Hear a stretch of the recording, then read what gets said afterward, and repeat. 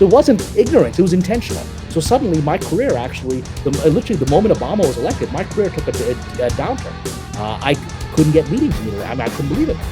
Because Hollywood said, okay, we no longer, because during the Bush era, I was the useful person. Here's the Muslim brown guy. I see. To fight George Bush. I see. But now we've got the nice, progressive African-American man, even has a Muslim middle name, whatever. We don't need this guy anymore. In fact, screw him, get him out of here, right?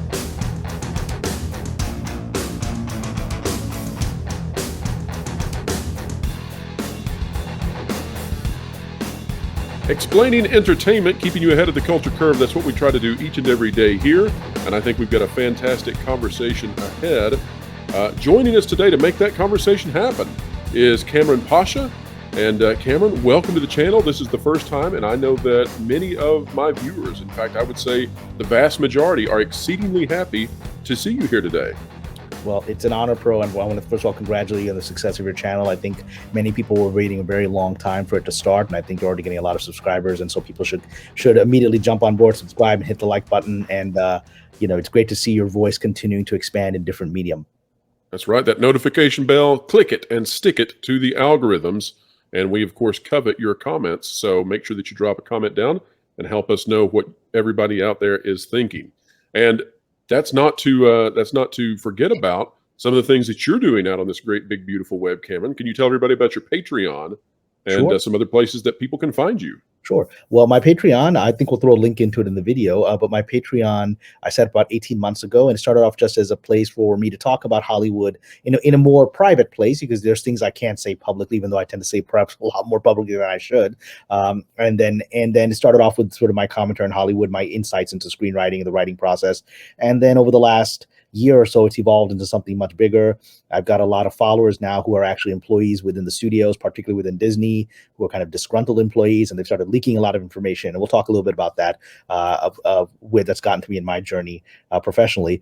But yeah, so that my Patreon is where you want to hear a lot of stuff, often breaking news, because I've got some very intriguing sources within these companies that have access to grind against their bosses. And I'm happy to facilitate that.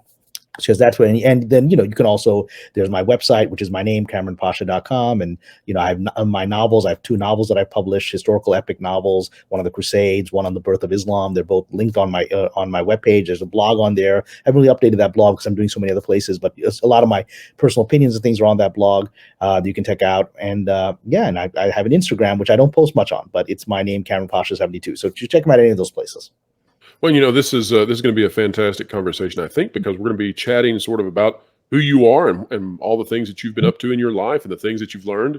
But I'm amazed because you had one of the biggest scoops of the prior year. I mean, flat out, you beat the trades by 2 days, maybe more, when you had the first learnings of the Disney hiring freeze, which ultimately was really sort of a precursor to Bob Chapek being taken out, Robert Iger coming back, all of these huge developments at Disney. You had the very first scoop about that. I mean, nobody else even had an inkling of the seismic change that was coming, and that was brought out on your Patreon. So, I mean, just kudos to you on that. It's quite the thing that you were able to do there.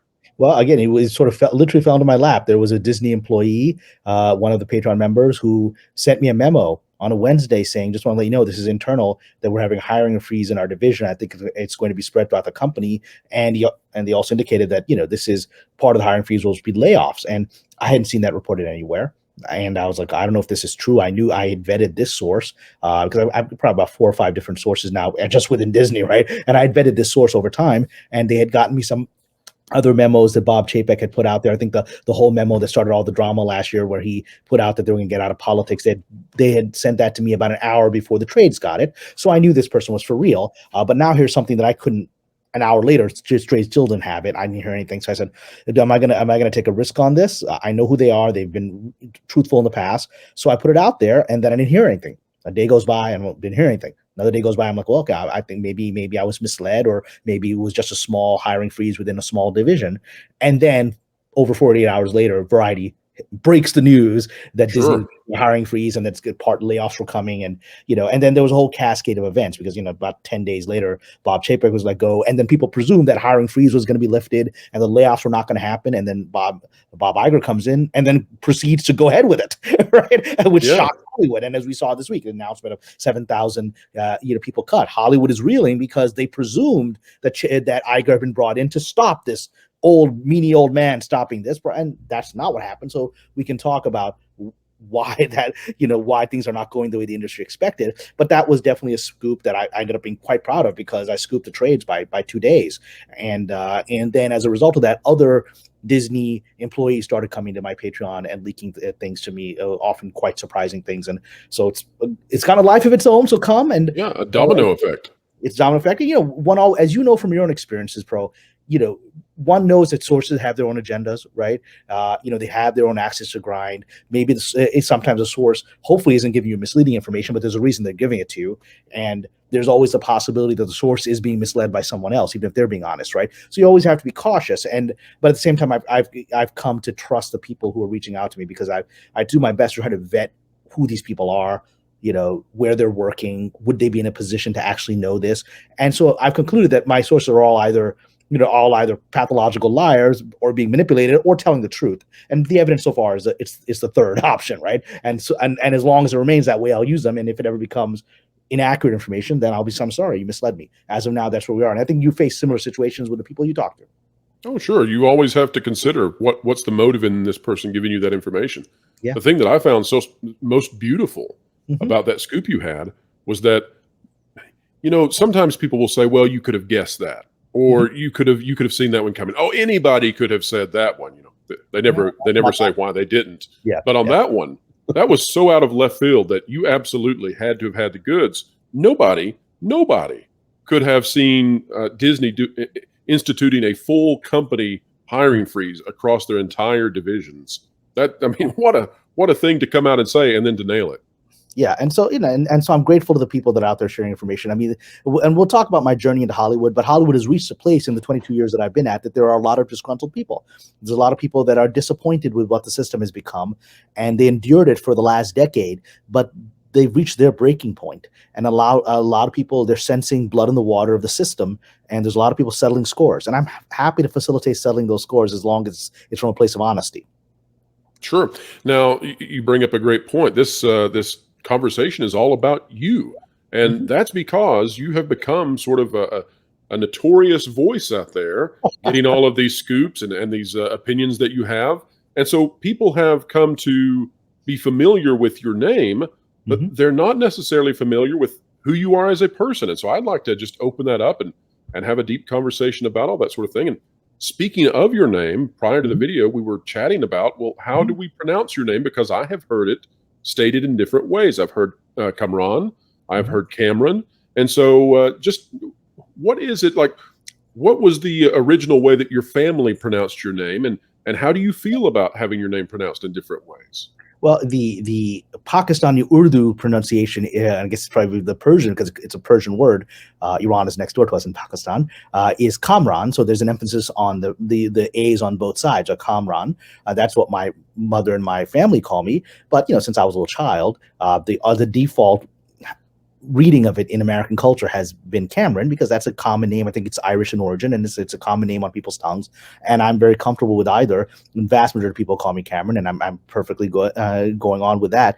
I'm always surprised when someone is outside my family uses the traditional pronunciation. But the name itself, it's funny because we talked a little bit just before it came on.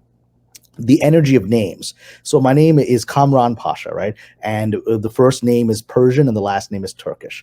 And we Pakistanis are a little bit of mutts. We have all these different cultures within us, and so Kamran in Persian means victorious. It's actually a somewhat common name in Iran, probably more than in Pakistan, but it's a common name in Iran. And I'm from Pakistan. But Kamran means victorious in Persian, and Pasha is a Turkish nobleman, a leader, a king, right? Nobility. And so the energy of that name, sort of a victorious king, which is a great energy, right? And certainly I've tried to be that in my journey in Hollywood. I think probably I should have a middle name, Victorious, getting back on his feet. getting knocked out, getting back on his feet, because the victories have come at times, but often through great battles and much suffering, because the industry is not always happy to have me here. And so yeah, so I think and names have energies. You can believe that on a spiritual level. You can believe that on a phonetic level. You can believe that on a numerological level, that, different numerological systems, Pythagoras or the Kabbalistic system, that every letter has a numerical meaning. It's Amjad in Arabic. There's a form of numerology in Islam as well. So, yeah, I mean, I do think this very idea that comes out of religion, in the beginning there was the word, right? And so God creates with the word. And so the idea of sound itself having some kind of defining creative ability is a worldwide idea. And so, yeah, I do think names have meaning, and hopefully I can live up to this name that it was actually given to me by my aunt, who, God bless her, she passed away. She was only 19. I was only a couple years old when she passed away. But when I was born, my father's younger sister, who was just a teenager in college, really, gave me that name. And so I hope that I can honor her with that. Well, I think you definitely do, and so that's a great thing to aspire to. Can you tell us a little bit about your upbringing? What was life like for a young Kamran at the time? Cameron today, I guess, to most of us. But what was life like when you were just a wee little Cameron coming up in the world? Well, I mean, I was born in Pakistan. I immigrated when I was 3 years old in 1976, right? So I was 3.5 years old, and quickly learned how to speak English from watching cartoons. You remember the old Magilla Gorilla cartoons, right? Catch the Pigeon, Sure, right? sure. All those, people remember the Super Friends, but I think the best ones of the '70s were like Catch That Pigeon. Those were fun cartoons, right? And Magilla Gorilla, and so I learned how to speak English that way. And I'd always had a fascination for the arts. I think all artists are born. I think you can cultivate a skill later in life, but at least a passion for it has to be there. And I think I was always a writer and storyteller from childhood. I remember telling my sister, I must have been 7 or 8 years old. We were watching that comedy, that raunchy comedy. We were too young to understand how raunchy it was. Three's Company, if you remember that, right? John Ritter, brilliant actor, living with two Sure. beautiful women and pretending to be gay, so he's allowed to live with these two women, and and then of course there's all this sexual entendres in that show, which I didn't get as a child. We were watching that in our little apartment in Brooklyn, and I remember saying, I must have been 7 years old, maybe. I remember saying to my sister at the time, my older sister, I remember this vividly. I said to her, I'm going to do that someday. I'm going to go to Hollywood and I'm going to make TV shows and movies, right? I remember saying that to her. And I remember my sister, who I guess was knowledgeable in her own way, she must have been 9 at the time. And she said to me, oh, we don't get to do that. Our people don't get to do that. We're Pakistanis. We don't have any access to that world, right? So it was interesting to have, both the dream and the dream taken away in 1 second and children talking. But that reflects the environment children are in. Even a 9-year-old child can pick up that Hollywood is a club. And that, you have to, even a 9-year-old child can understand that in the '70s, that there's a world that we didn't have access to. And I didn't have access to. And, I never imagined as a real professional career. And I went and did other things. And I was a religion major in college because I to this day love the study of religion, all the world's religions. I read all the different scriptures and analyze them and understand historically and spiritually. Fascinates me. A lot of my scripts are based in religion. And then, I was a journalist for a few years after that. I went back to graduate school, got a law degree, at an MBA, and I was bored in business school. It just wasn't right for me. And I wrote my first screenplay while working, while supposedly taking notes in an accounting class in business school. And I was instead of taking notes, I was just writing this horror script. And I graduated and was working as a lawyer in New York. And I thought, I have this script lying on my desk, maybe something I do with it. Send it out to agents. The worst possible way to get an agent is to just send them an unsolicited script they don't want. Oh my right? gosh, seriously, you actually did this and it worked? To my shock, because I didn't have Wow. I sent out what I call query letters, the worst possible way. I emailed or sent the actual typewritten letters to people, right? I have this script. This is who I am. I wrote this horror script. And most people never responded. I think I got a couple of actual, one was a letter, rejection letter. That we Right, you get the official stuff that they've got lying around in a pile to send back when they get that. Yeah. One was great. One was like a postcard that was like, it was like, "Dear Sir / Madam." They already had a pre-printed postcard. They didn't even, and they just sent that out. We don't accept, submissions unsolicited from people we don't know.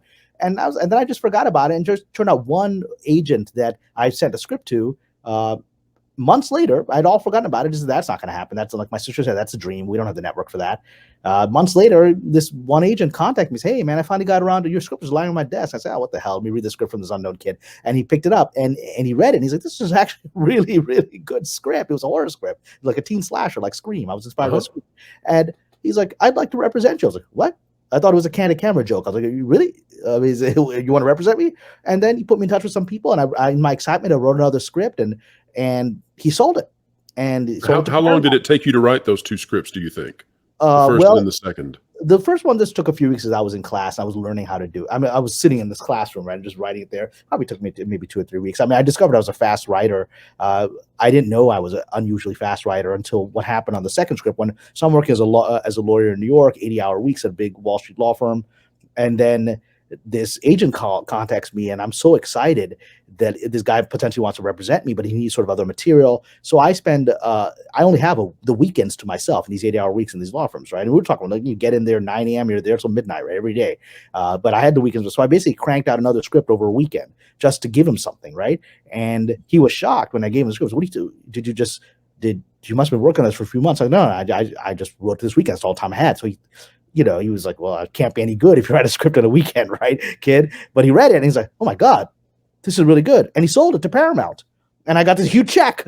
And I was like, wait a minute, I wrote the script on the weekend. I got this huge check. And I was suddenly being invited to be a member of the Writers Guild, which is the Union of Professional Writers. And I Sure. was stunned by that. And so I discovered at that moment that this was very easy for me, and I was like, wait a minute, then I wrote another one in a weekend. Again, I only had weekends, and my agent was able to sell that one. So I got another big check. And so I was like, maybe I should do this professionally. And I moved out to LA in 2001 and discovered selling the third script was not as easy, right? There's a little bit of beginner's luck that the universe does to pull you in.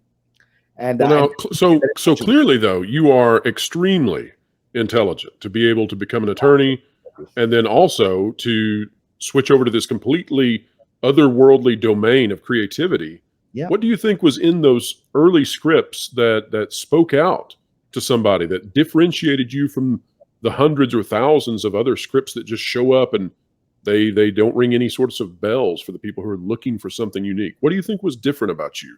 Well, I think looking back, I didn't understand I was violating certain taboos, and that actually woke people up because everyone has your standard script that everyone tries to connect the dots and fill in, draw color within the lines that they think are what the industry wants. I didn't know what the industry wanted because I wasn't in it. I had no connections, and so the first script I wrote was very taboo. It was actually set in the Middle East. It was set in Israel and Palestine about a terror attack that someone blows up the Dome of the Rock and it creates this big war. Israel, there's a big intensity, and as I would later learn, Israel Palestine is an issue that Hollywood has some very strong opinions on. They don't really want anyone talking about it, right? And so I didn't know that, and so I put the script out, and the very fact that I had this script that challenged a lot of people's perceptions of the issues in that region, startled people and startled the producer who liked it and pushed it in and got it sold.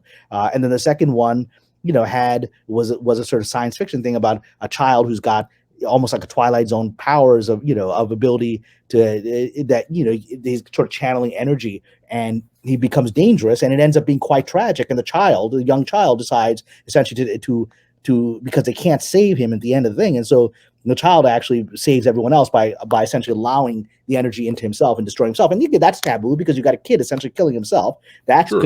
how these Sacrificial lamb of a child is not Yeah. going to get on the screen very easily. Yeah, exactly. But the very fact that I unwittingly was willing to take the story to its best conclusion in each case, right? Even though it would have been taboo, I can shock people, and they said this guy's got some guts, and the stories worked, and we cared about these characters. So that's what broke me in. And then I would discover that as I move forward in the industry, it's the very fact that I'm willing to do taboo things that also will quickly make you enemies. Right. So this persona that I've got is sort of this troublemaker that's appearing on YouTube. I mean, I'm perceived as a troublemaker in the industry, and I certainly have a lot of adversaries. I've had a lot of adversaries just because of my opinions. In the last 2 years, I've developed adversaries because I'm now sharing those opinions with the general public on places like your wonderful YouTube channel, right? The industry doesn't like that. So that's increased my adversaries. But it's also what it's done is the allies that I have. They may seem at times few and far between, but they're very powerful. I mean, I'll give you an example. I'm sure he'll be fine with you quoting his name. A good mentor friend of mine is Mark Guggenheim, who's a very, very, very powerful writer, producer in Hollywood. He created Arrow.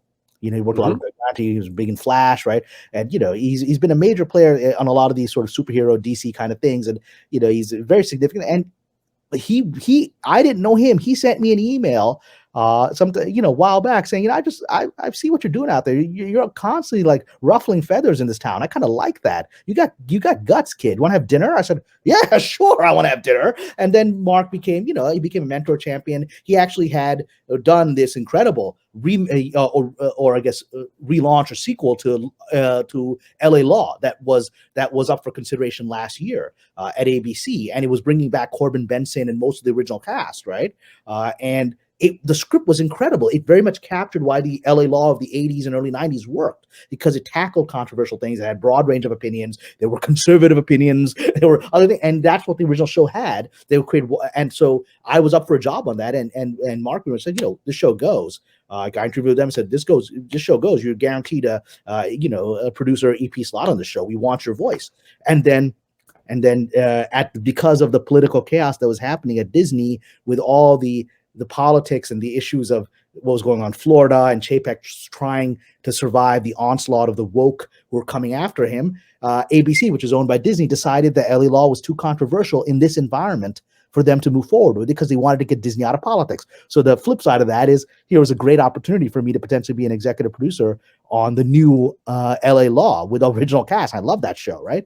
And that opportunity went away, because that's the dark side of everyone has been calling for. We got to get Disney out of politics. Well, they got Disney out of politics so much that a good show that would have engendered real debate that we need in society, they were scared of. So those are the flip sides of these kinds of situations. But Mark became a mentor because I'm a troublemaker, and he liked it.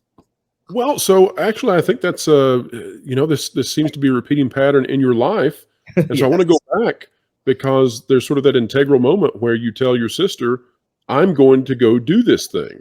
And it seems to be repeating in that you continue to think, I'm going to go do this thing. It may be taboo. It may not be the norm. It may not be something that everybody is ready to accept, but I'm going to step forward into this unknown territory.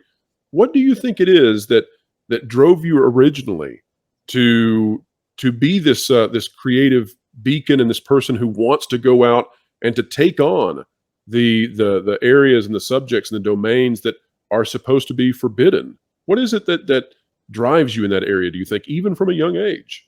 Well, if you believe, we talked about numerology. If you believe in astrology, I'm in Aries, and Aries tend to be pioneers, and they tend to be people that break through. But even if one doesn't believe that, even though I tend to think those archetypes have truth, I think I've always been I hope what I appear to be, which is I try to be a straightforward, honest person. We all have private lives. We all have stuff that we don't necessarily want out there in public, but I try to be a straightforward, honest person, at least about my views, about my personality, as much as I can. And that's always been who I am. So I've always seen myself as a straight shooter. I understand Machiavellian politics quite well. I've survived it. I can write about them. I can foresee them, like many of my predictions about Bob Chapek and stuff. A lot of them came true because I foresee the chess moves. But I don't like doing that myself. I just like to be straight.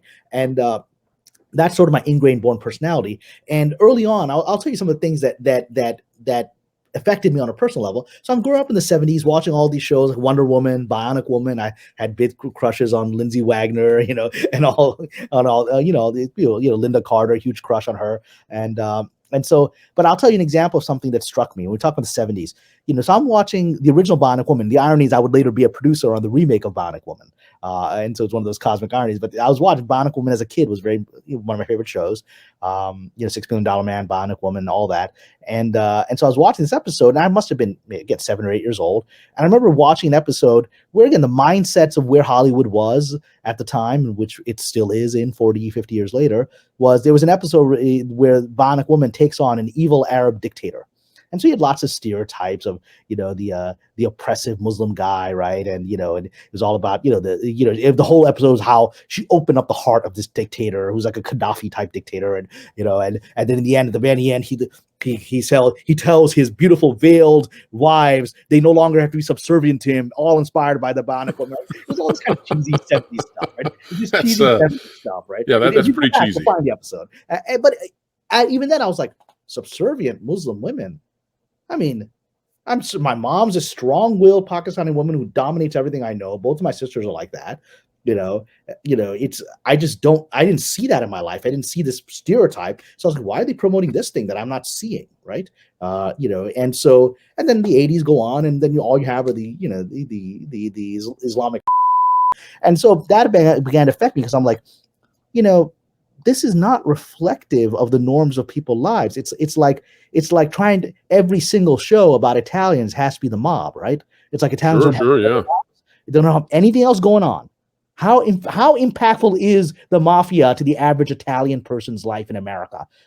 I mean, maybe in the 20s it was something the immigrants had to deal with, but by the 70s and 80s, it's this fringe thing, right? But it becomes a stereotype, and so you're not seeing other people, the aspects of their lives at all, And so, I was, I guess, alienated by that or upset by that, and I had this fire inside of me that if I ever had a chance, I would at least try to present a new narrative, right? Yeah, a balancing point of real Muslim lives and things like that. And I got to do that on the show Sleeper Cell that I was on, which was on Showtime with a Muslim hero fighting terrorists.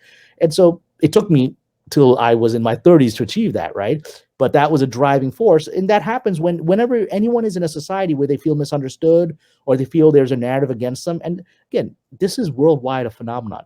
This idea, I'm not on board on the white man is a devil thing, right? I am a minority in this culture.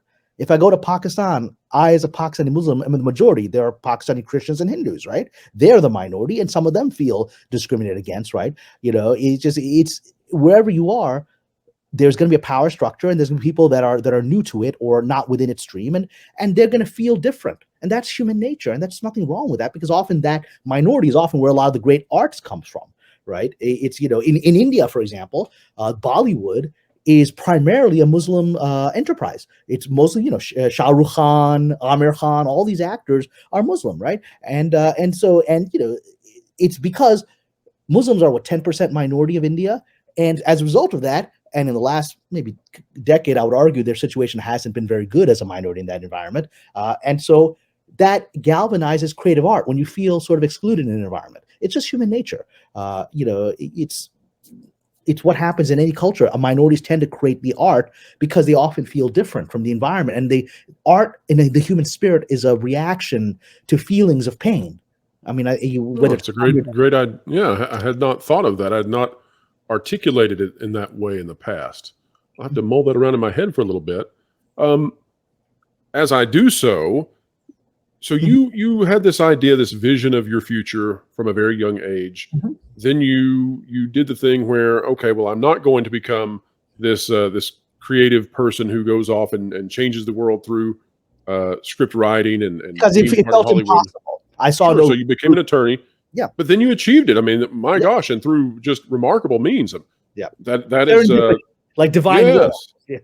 So having then achieved that, when was a moment of this new journey that you took in Hollywood where, looking back, you find that it was most meaningful now? When was that time when you really were firing on all cylinders? It was appreciated, and you felt like you were really making forward progress for not just yourself, but beyond. When was that for you? There are a couple of major moments. I mean, the one I mentioned is probably the most significant one, was Sleeper Cell, because it was a breakthrough show, which has never been replicated. It was on Showtime. It was at the height of the Iraq War and the war on, and yet 24 was the number one show in America, which had, your cartoon is a Muslim villain, right, as a standard. And Sleeper Cell was supposed to be something different. It's supposed to be an accurate, sophisticated analysis of what's happening in the Middle East, what's happening with these right? And it was told from the point of view of an African-American FBI agent who's a Muslim, who's a practicing Muslim, right? Michael Ealy was our lead, did a wonderful job, infiltrates the cell, and I got a chance on that show to really show what the Islam that I live, and the vast majority of 2 billion people live, is compared to this, 0.001% of the population that's off there doing these criminal activities, right? So now, Cameron, share with the audience, how did you become part of that show? What was that process like? Well, what happened was, I didn't create the show. It was created by two gentlemen, Ethan Reef and Cyrus Voris, who were very successful TV producers, and they had been inspired to create the show after they themselves told me this when they were watching sort of the 9/11 memorial after the September 11th attacks, right? Uh-huh. And Muhammad Ali came out at that memorial. Muhammad Ali was brought on stage, and he was suffering from Parkinson's. I'm very close with Muhammad Ali's daughter, Mariam, his eldest daughter. She's a very close friend of mine, and she shared with me a lot of the challenges he was facing emotionally and physically. But he went up and he said, "I'm going to talk to the American people now. They need to hear me, even if I can't even stand on the stage. I'm going to do it, right?" And so he got up there, and at the telethon for the victims of 9/11, which was a few days after September 11th that happened, Muhammad Ali got up there and he said to 100 million people, etc., that were watching, he said, this isn't my religion. You know me. You've known me for a couple of decades, and many of you actually respect me. This Islam made me a good person, right? It may be the person that you admire. So I want you to think about that, that what you just saw here is not reflection of a religion. Because otherwise, why would you all admire a man like Muhammad Ali? That's my name, right? And so that impacted the producers when they were watching. They're like, what would be interesting, because here you've got an African American hero of American history. I think Muhammad Ali was controversial in the 60s. I don't think he's controversial at the end of his life. I mean, I think he was a universal hero by then by everybody, right? And so We know Paul Chatto has a story that I found remarkable, which apparently in sort of his middle-aged years, Muhammad Ali, his star had been diminished, and so it picked back up in his later years. But Paul tells a story about being at an award ceremony and feeling kind of sorry, looking over at Muhammad Ali, and nobody's paying attention to him, nobody's talking to him. And Paul Chatto walks over, the bodyguards, are waved away, and he sits down and has a conversation with him for 10 minutes. And I just thought, well, what a thing. And isn't that remarkable how our lives shift? They have an ebb and a flow, and sometimes you're on that high, sometimes you're on a low, and it even happens to figures such as Muhammad Ali. It happens to all of us, where we're on top of our game, and at other times, we're waiting for the opportunity to rise once more. Yeah, my career has been that. My career has been ups, downs, ups, down. I mean, that's and so it's been that, and I always somehow with time turn it around, but always in a new thing based on the lessons I learned from the down period, right? And so yeah, but Muhammad Ali, very insightful. He was famous through the 50s, 60s, and into the 70s. And then after he kind of retired from boxing, he faded from view. And I think he was out of people's conversations until that famous thing where he went and lit the Olympic torch again, right? Where people saw him again. Sure, 96. Yeah, and so that's a while, right? But by then he was also sick, and so now people feel compassion for him. This man. Yeah, and Cameron, let me clarify too, because not everybody's going to know. Yes. We've got some younger viewers. Yeah. That's 1996, the Atlanta Olympics. Not that he was 96 at the time of carrying the torch. Yeah. So just to clarify that. Yeah, so he'd been sort of fading away for about 20 years. Living on his laurels. But from everything his daughter Miriam tells me, he was fine with that. He was a man that very much, he enjoyed. I'm sure he's fine with being famous, but he was also fine with being just a guy, and just being a guy. And he was a very normal person. You could go up to him. She had many stories to him about how people would come up to him and just sit down next to him at a diner. He loved little roadside diners. He loved them. And she once told me how afraid she was, where a young man that looked like a skinhead that was dressed that way, was staring at her father, and she got very nervous. She thought, is he going to attack? Is he a racist? Is he going to attack my father? Muhammad Ali saw staring, and hey, son, come over and sit with us. Have a milkshake with us. Turns out the boy was from a racist family, and the father had told him to hate black people. And he said, but I've been a fan of yours my whole life, and I can't believe it. I'm seeing you in my little small town diner here, and I just, I can't, knowing you, I know my father's wrong. And he started crying. And then Muhammad Ali started crying. I mean, there's incredible stories. I mean, there's absolutely heartfelt stories. But he was that guy. You could just come up to him, like Paul Chatto could come up to him. He had no people who, to his daughter's much grief, people could just show up at his. He lived in a nice gated area, but random people, fans would just come up to his house, and he let them in. And and that's not safe, right? But he would do that. So he was that guy. But Muhammad Ali was what inspired Sleeper Cell, at least the story that I was told by the showrunners. They wanted to have an African-American Muslim sort of inspired by Muhammad Ali, saying, this 911, this isn't me, this isn't my religion, and I'm going to infiltrate it because I can get into, because I am a Muslim and I know the religion, I can at least get into these extremist groups and convince them I'm one of them, right? And then find out what they're doing and stop them. And I had written a script actually before September 11th. I had written a script that dealt with a hypothetical attack on New York City that led to, all these new terror laws that took away our civil liberties. And that script got me a lot of meetings initially. People thought, again, I'm doing all these taboo stories, right? And then September 11th happened, and that script was a little too on the nose of what was actually happening. And then people didn't want to see that anymore, and I shelved that for a while. But that was in 2001, September 11th. So 4 years later, in 2005, my agents hear about this job that they're setting to Showtime's greenlit the show, and they remember that script that's lying around in their desk drawer, thinking that's not a script we can use anymore in this environment. And they sent that out, and the producers read it and said, this guy understands Islam better than any of the writers have submitted stuff for us. And so they bring me in for a meeting, and I mentioned, well, I'm a practicing Muslim. They're like, what? They never met one. They never want one in Hollywood, right? They're like, what? What? What a And bubble. they're shocked by What a that. bubble. Yeah, I mean, bubble, and also that's what my sister said. It's not open to us, so people didn't try, right? So my community Sure. hadn't tried, and I was largely alone there at the time, and so they were so shocked, and we got along well enough in the interview. They gave me the job, and I was there for 2 years, 2 seasons. We got a bunch of Emmy nominations, a bunch of Golden Globe nominations.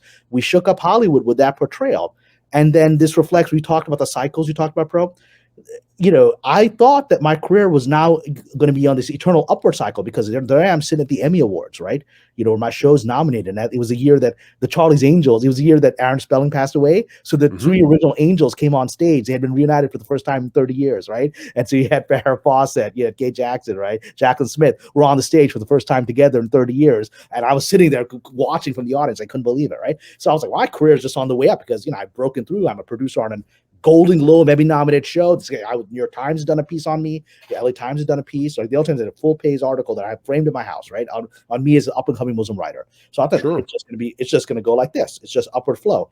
Right. Turns Hockey out, stick on the way. correct. And turns out it doesn't go that way. Life, like Muhammad Ali learned, is like this. And so what actually happened is Hollywood saw that Sleeper Cell had shaken up a lot of the old stereotypes and the misunderstandings and misinformation, and they decided they didn't like that. They liked the old version, right? Like the guy in the 70s that wrote the Bionic Woman episode. Yeah, I'm sure he was a sweet guy who just had the level of knowledge and stereotypes you had in 1970s of Middle Eastern culture, didn't know it, and so he portrayed it that way.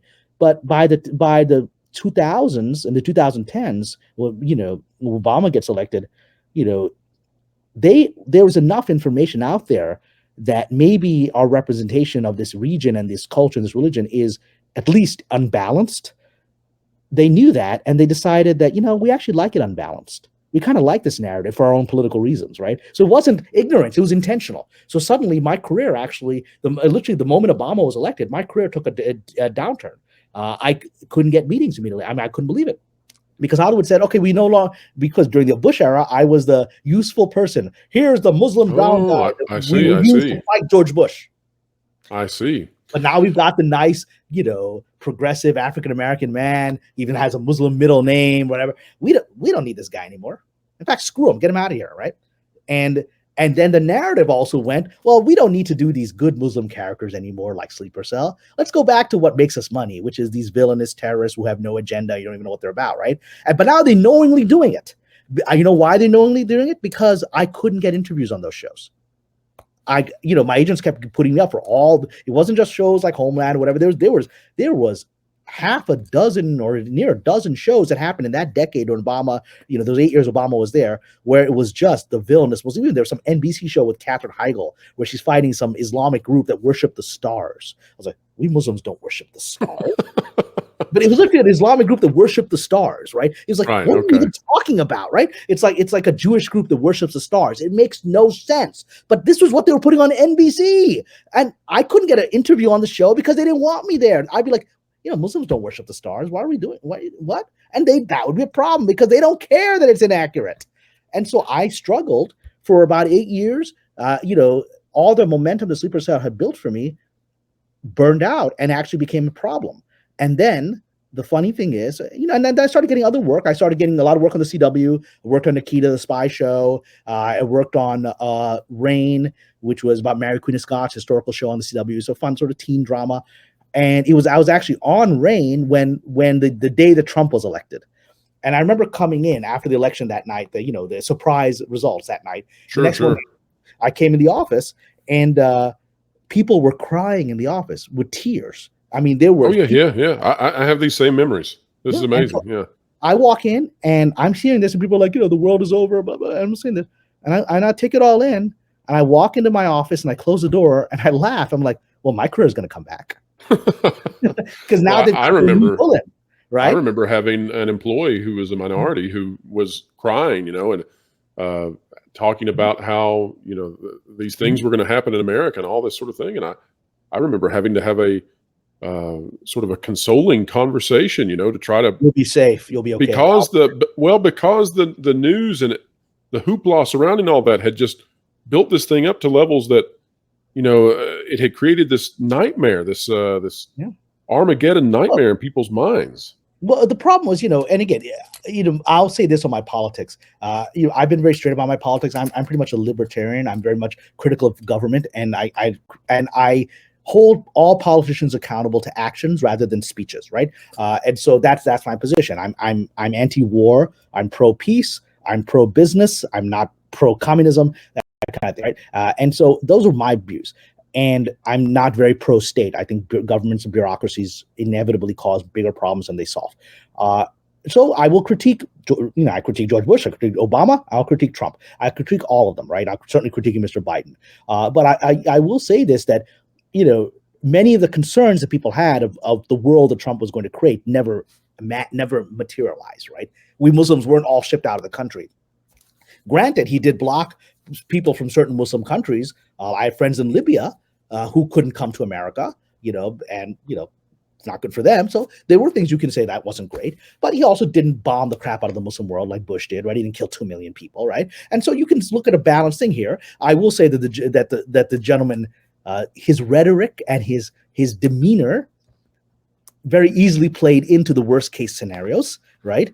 Because of the bombastic approach, and I think he very much subscribed to Nixon's madman theory, which is that if you come across as a quote unquote madman, that you can then, unnerve your opponents and you can negotiate a deal, which was Nixon's entire approach to the Vietnam War and dealing with the Soviets and the Chinese, right? I think Nixon probably did it in a more sophisticated way, but yeah. So those are the things about Mr. Bush or Mr. Trump, and people. My whole thing was, all right, this is what's going to affect me right now is they're going to have their new villain. And because he's already being associated with, again, with his speeches, we're going to ban all Muslims coming to this country. That plays well to the dummy people in the base, even if that's not actually what he did. But it played well to the dummy people in the base and created these fears. So we were like, well, now he's going to ban all Muslims. What does this one Muslim guy we've ignored for 8 years have to say about that, right? So suddenly I'm back in the game, right? Right, so right. For 4 You're years. a useful puzzle piece again. Exactly. Suddenly it's like, here's this guy that's going to speak up. So for 4 years, my career came back with a roar. Literally the next day, my phone was ringing. My agents were like, hey, remember that old project that people passed on with the Muslim character? They all want that back. All those things were resurrected. Old projects of mine that were passed on were sold. Politically advantageous again. But I knew what this was. So I knew, and I said, so when Mr. Biden was elected, I was like, damn it. Here we go. You get your resumes. Right, there it goes again. Because I'm no longer useful to them, right? And literally the first thing that Mr. Biden did, the first thing he did when he got into office that day on the 20th was he dropped a bunch of on like the Middle East, right? So it's like that's the first thing he did, right? And of course, all my Democratic friends in Hollywood who claim to be anti-war were cheering him on because he's allowed to drop the not the other guy, right? And the other guy didn't really drop that many bombs. That's the thing for those of us from Pakistan. In America, people, certainly in Hollywood, were not aware that Obama destroyed more Muslim countries than Bush did. And he the hell out of Pakistan more than Bush did. He droned the country, dropping drones on villages, killing 500 people at a time. You never heard about it, because I'm Pakistani origin. My mom's watching Pakistani news. So you would see these pictures of villages where all these children are dead because of America. Obama did, but there was no conversation because he fit the image that the Hollywood and the progressive media wanted. So they didn't want to talk about him, killing 80 people at a wedding in Yemen. We hit the wrong people. We killed 80 people. Sorry about that, right? They didn't want to talk about it. And so to Mr. Trump's credit, he did stop most of that, right? And then the moment Biden's in office, he'll start droning. And that day the drones began, right? So, but for me, my career was like, here, what do you have to say about Muslims in the world? All right, sure. Here's a bunch of shows. I want to buy them. And it started.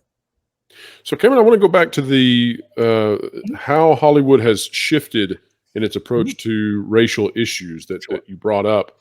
Yeah. And something that was playing in my mind was I was recalling a story that I had from a friend, and her husband is African American, and he did not have a father figure in the house. So he learned to shave by watching Family Matters. He watched Carl Winslow, right? Reginald Vale Johnson. Yeah. Watched an episode where he taught, I don't remember if it was Eddie Winslow or if it was Steve Urkel or whoever it was, but taught the young man how to shave. And that's how this man who grew up and became a highly successful individual, but that's how he learned how to shave. And I was thinking about too, that's an example. And we could go through a plethora of shows from that era that all took on these racial issues, but they did so in a loving manner that sort of opened the doors to everybody. And this is so funny to me, but I can't even imagine that you could make the movie Remember the Titans, Yeah. the Disney movie with the football team. There's no way that would get made. It would be totally unacceptable in today's time. And so, as you were talking, I was thinking about just how much things have changed, thinking about the Proud Family, Louder and Prouder, that's out on Disney Plus now. And, I've watched 2 episodes. I had to watch it to be able to have a Mhm. meaningful conversation where I knew what I was talking about. And oh my gosh, I mean, it was just, it was ugly. It was not kind. And it just wasn't kind. And it didn't teach children how to be kind to one another. And so I'm curious about your opinion on why this is happening. Why has Mhm. Hollywood embraced racial division and abrasive relationships between people of different races? What is happening in Hollywood that they think that they should do this? Is it simply business? Is it ideology? Is it fanaticism? What is happening in Hollywood? Well, I think the issue is not about business because it doesn't make business sense to create divisions and social unrest and disconnections between people. That's not good business sense. You want to have maximum viewership. You want people to be engaged with your product and engage with each other and not actually being angry with each other or boycotting your product or associating your product with an anti this or an anti that. So it's not business sense to create racial, ethnic, or religious divisions. It isn't good business sense. So that's not what's been going on. And we've, the last decade has really been about ideology and use the word fanaticism. And I think that's accurate. We've had a generation that's come that's sort of the spoiled children or grandchildren of the original founders of Hollywood. If you look at the progression of Hollywood, the history of it, it's really 3 generations so far. You had, and I'm talking about post-talkie, the talkie era. There's a Sure. prologue with of its own, which has its own journey. We saw the movie Babylon of the So silent. you're starting about the 30s or maybe the 40s is Yeah, where you would we're say? talking about the talkies. We're talking about the beginning of sound. That's modern Okay. Hollywood, as I think of it, right? And the prologue, and it's really another era, the silent film era, and and it's a wonderful era. I love silent films, but it is a different kind of a thing in a period. So the period that we think of as Hollywood is the beginning of sound in television movies, and so that's the era. So that we're talking about the 30s onwards. Really, that's when the Academy Awards began. So it's the birth of the world that we know. And so those founding fathers of original Hollywood, they were all largely just shoe salesmen from Brooklyn, right, who had moved to Los Angeles and had invented this modern filmmaking world, right? And they were pure because they were entrepreneurs from the East Coast. They were just motivated by selling widgets, which were these movies to the. Yeah, and I have often wondered why it is that film took off in Southern California as opposed to anywhere else. It's such an odd thing that was the location and that it was so centralized. But you make a good point there about There's a how. demographic reason. There's a historical reason for that. There's a wonderful book, historical book called "An Empire of Their Own: How the Jews Founded Hollywood." Right, and it's written by a Jewish writer and looking at the history of the early Jewish founders of the industry. And they had largely been excluded from the upper societies of the East Coast. When I said shoe salesman from Brooklyn, I was not exaggerating. These were people that were considered by the upper elites of the 19th century, East Coast elites of the robber barons of the Andrew Carnegie world, the Rockefeller world, as outsiders. They weren't considered fit for theater, so they had to create vaudeville as sort of a lower class theater because they weren't allowed into those circles. And so when film began, many of them decided, well, you know what? Let's escape the prejudice and the limitations of the New York theatrical scene, and we'll go as far away from the East Coast as possible into an essentially virgin territory, from their point of view. I'm sure certain Well, indigenous. and it also too, Mhm. the fact that it comes from Southern California at the time that it does, when it's not necessarily easy to travel there, right? You have to go cross continental at a time when you don't just hop on an interstate and drive.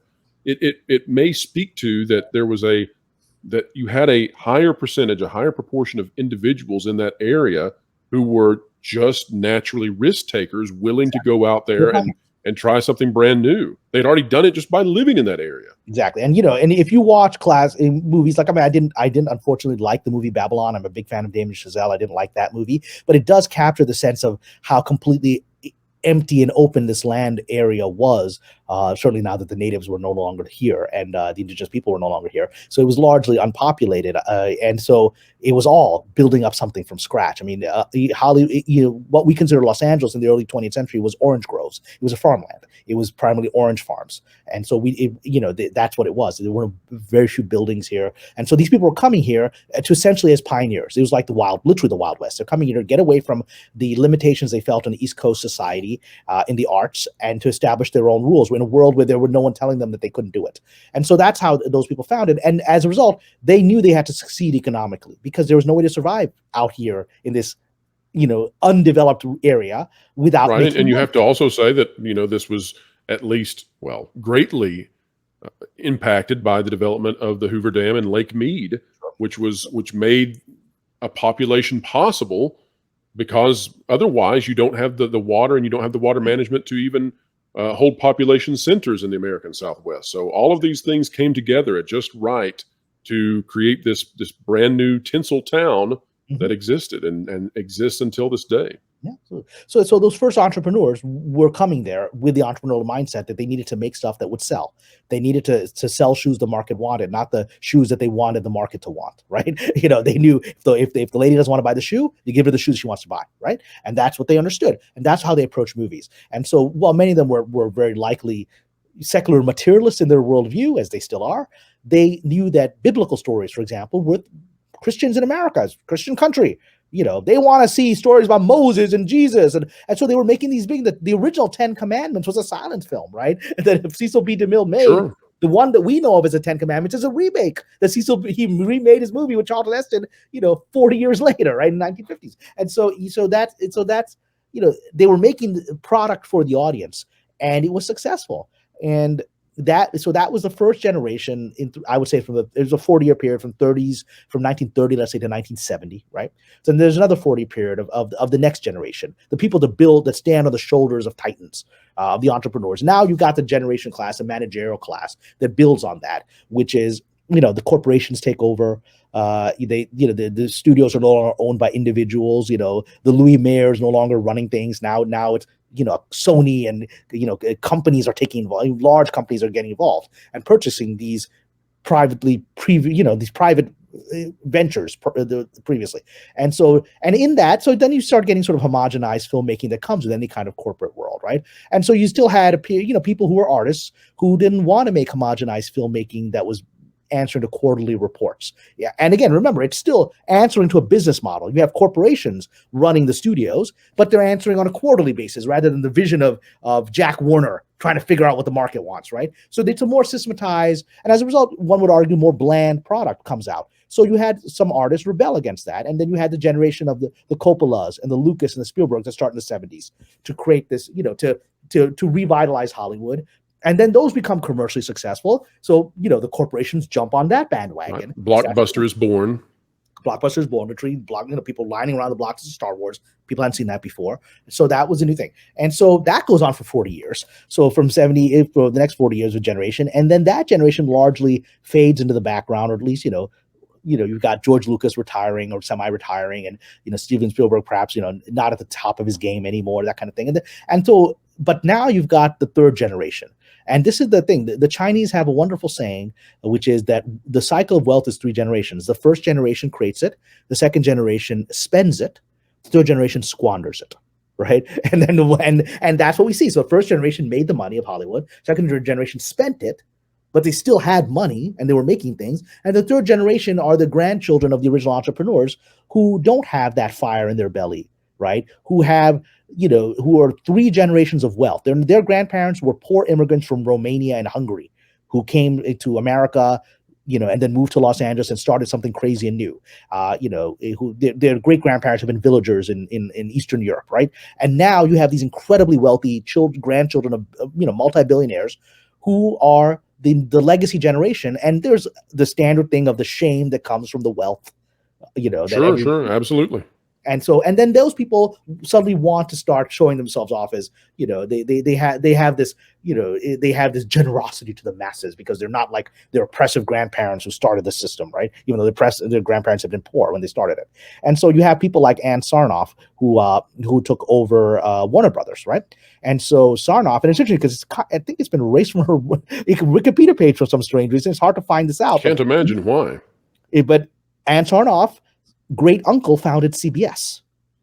So, her great uncle was in the original world of CBS as radio and then CBS as a television network. That's the Sarnoff family. They are the founders of CBS, which becomes part of Paramount, right? And so Ms. Sarnoff is a third generation, wealthy person who grew up in a world that all she ever knew was his wealth and privilege that her ancestors had created. And so, feeling the guilt and shame of that, she adopts the wokey, I'm here to fight for the little man and the social progress of the day, right? And so they start and we see exactly 40-year period, right? 1930, 1970, period 1, 1970 to 2010, period 2. What happens right after 2010? Disney buys Star Wars, like Lucasfilm. You got Miss Sarnoff taking over Warner Brothers. So you got this whole generation of these guilt-ridden, trust fund kids taking over and deciding that they're going to change the world because they can't build the world. The world's already been built by their grandparents and parents. So all they can do is change the world. But because they don't have the entrepreneurial intelligence of their ancestors, all they do is destroy the world. And they don't spend time with people that are actually suffering in order to understand the suffering and to spend the time to actually know how to fix it. One of my favorite examples of this is the Walt Disney Company. They are determined to put minority representation into their attractions at their parks. Fantastic, right? However, they're also determined to price the parks at a level that a lot of these families can not even go see their representations. They can't even get into the park in the first place. Who gets to see them? Affluent people get to see them and feel good about themselves. That's exactly right. The person of the ride. Yeah. So look. Yeah, and so Cameron, that's the mindset there, and that's a mindset that's unproductive, and it leads to this kind of unthinking thing because it's the illogic of progressivism, which is that progressivism always suggests there's always an eternal journey of progress.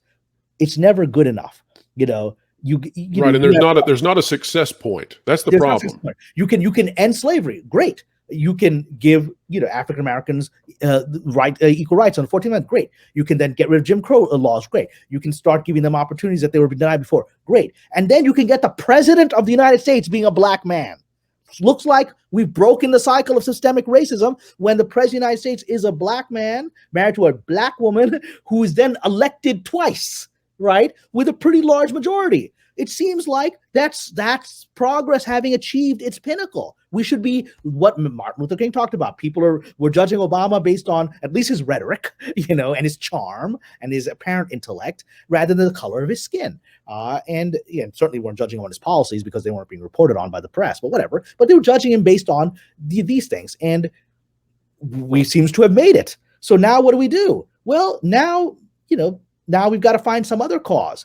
Now the cause is, okay, we fought for gay rights. We fought for gay marriage. We got that. Okay, that's not enough. Now we have to fight for the trans situation. If males become a trans woman, we have to fight for your right to be in sports with biological women. And even though you have a distinct advantage over them in many cases, right? And so, and then you start taking all these causes that further and further to the point that all the previous causes start getting erased. So J.K. Rowling was seen as this great victory of feminism, a single mother who becomes a billionaire, who can say no to Steven Spielberg when he says, I want to reset Harry Potter in America with American actors. And she says, no, I own this property. We're going to do it my way.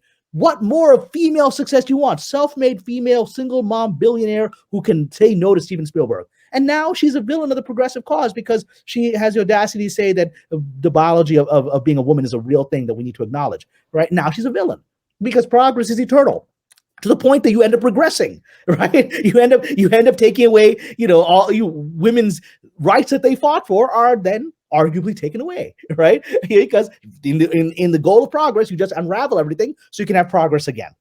And that's the thing is that. If you, in any endeavor that you have, if there's never a success point, then what happens is, let's put this into some other area. So let's put this into culinary arts. Mhm. Let's say that you make the absolute, I mean, it's the most delicious cake anyone has ever had, Yeah. and it's not good enough. Mhm. What will inevitably happen is if you continue past that point, then you will ruin the cake because you cannot continue adding more and more ingredients once you reach the finality. Once you have reached that point where you should declare success, if you continue forward any more, then as you're saying, you regress and you can Once you actually put too ruin much the whole salt thing. in, it's no That's longer right. good. And That's right. and the normal response to it is you put too much salt in. Let's go back, or you put too much sugar in. You put too much of this in. Let's pull it back now to where it's the optimal place for everyone. Right? We all like it, and but then you have an ideology that says no, you have to like the cake the way it is. You're a bad Right. person. Well, there are people who are making money off the destruction of certain things. Yeah, yeah. So we could go on for a very long time. I do And want that to wrap up answers this. your how do we get to a place where there's Yeah, more yeah. division now than there was before? It's because we're in the third generation of people that are unraveling the work of their progenitors, and as a result, it's going to force the rest of us to now rebuild from the broken foundations that they've done. We have to start over again. Sure. Now we could go on, and I think that based on this conversation, I think we should do this again at some point.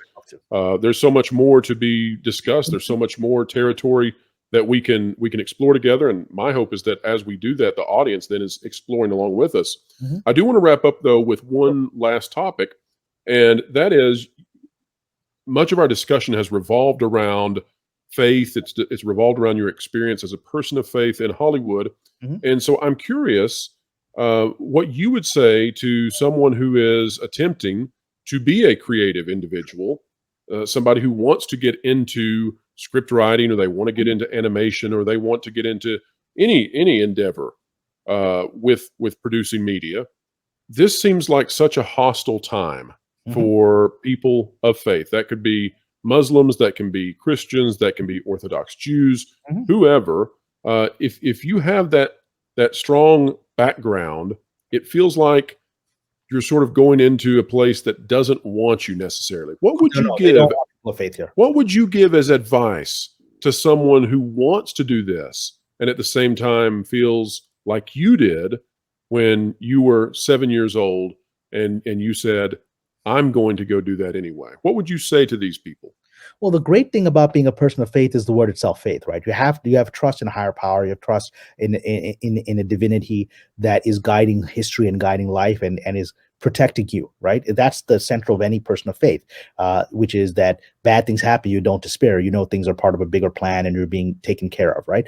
And that is what faith means. It's trust. And so anyone who has faith should trust that God is going to protect them and help them. That doesn't mean that you act unwisely in this industry, as I often have. I've created often unnecessary enemies by being so straightforward and gotten myself into hot water where perhaps if I just, not necessarily got into arguments and debates over things that had nothing to do with the job, it would have made the situation and the environment better for me to move forward, right? And would not have been about me hiding or disrespecting my faith. Is simply about, is this the proper context to have this conversation, right? And what's the value of it?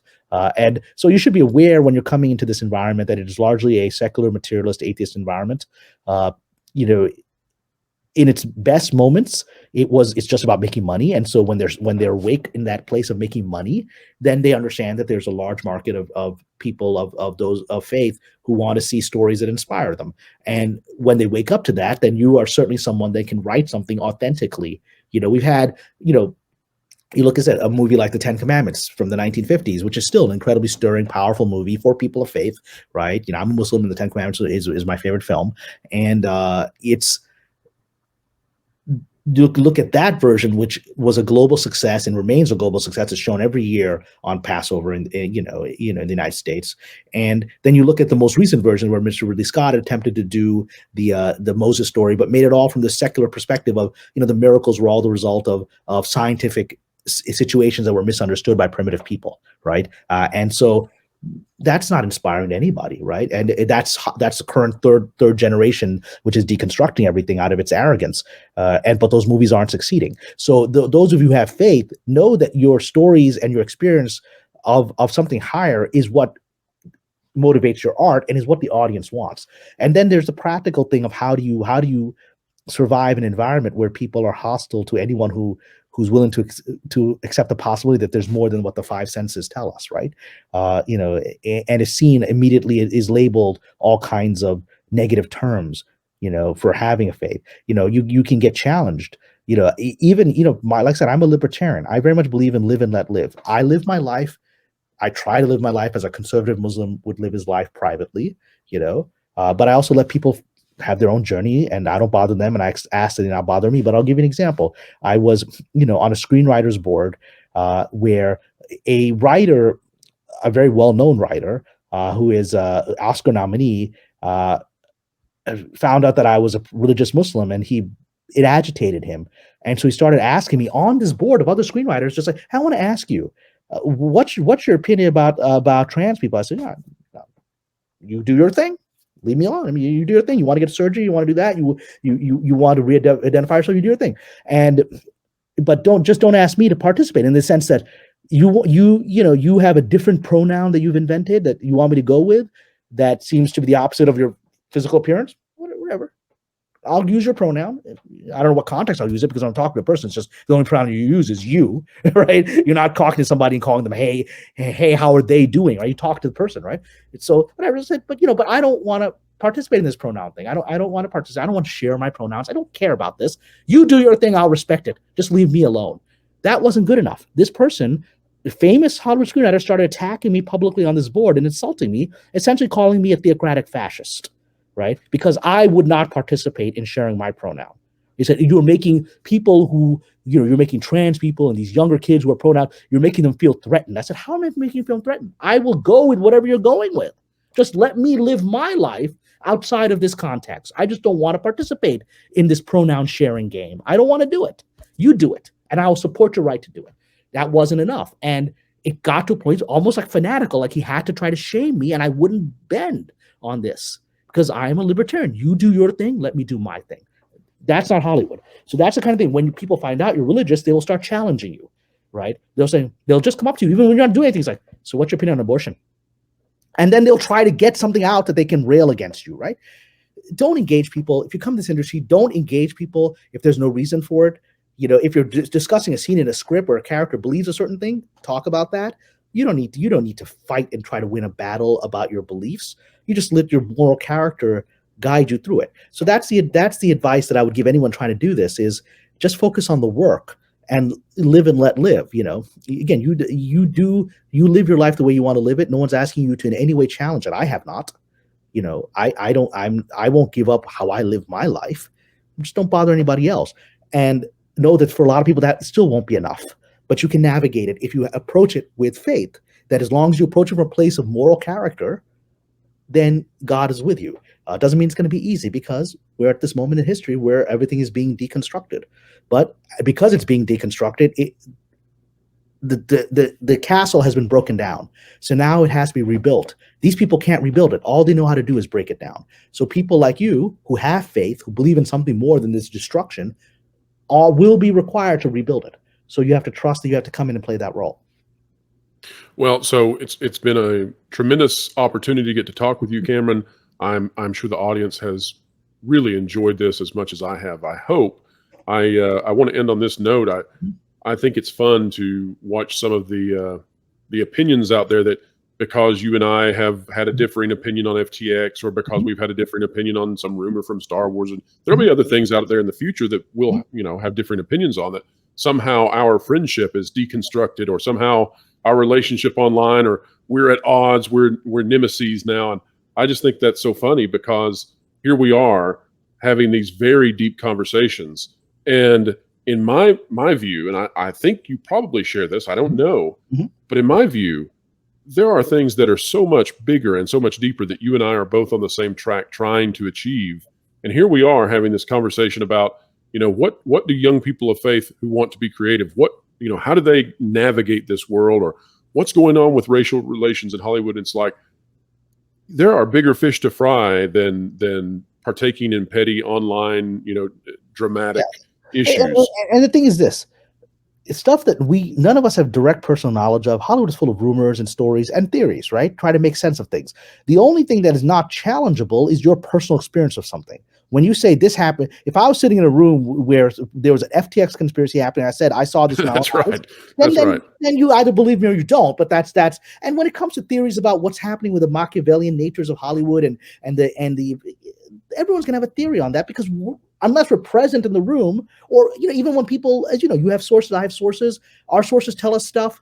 Sometimes they're conflicting things, and then we're questioning: is our source being told? Is our source being honest? Is our source being fed other information? Or is our source just doing the best they can with the information they have? We don't know enough. That's not a basis to end a relationship with people, because that's the kind of fanaticism that corrupted Hollywood in the last decade. Well, I think that's what people are so used to now. They just assume, well, if they disagree, they couldn't possibly be on a video talking about something deep and meaningful. And it's like, no, that's unexplored territory for us to explore. Truth is found through conversation. And even in an event, if you and I sat in a room and saw something together, we might have two totally different interpretations of what happened there, right? And so even then we have to argue and debate about what we actually saw. And so that's the point of human conversation. Well, I hope at least some people came to this conversation thinking, oh my gosh, fireworks. And what they got instead was, wow, I never thought about that. I never even considered this. And I hope people have listened to your story and heard the journey that you've taken. And I hope they come away from it smarter and better and wiser than they would have otherwise. Kamran, it has been such an honor to get to talk with you. I can't wait until we do this again. And I can't wait to share more rumors, more opinions. I want to get on and do our debating rumors, because both of us are getting sources that always come together, and that's interesting. So let's do that too. Yeah, that's right. And I hear there's another YouTube channel out there that's going to facilitate that. Be on the lookout, ladies and gentlemen, for Valiant Renegades channel. We'll be there. All right, wherever you are, whatever you're doing, keep learning, keep growing, and keep having fun.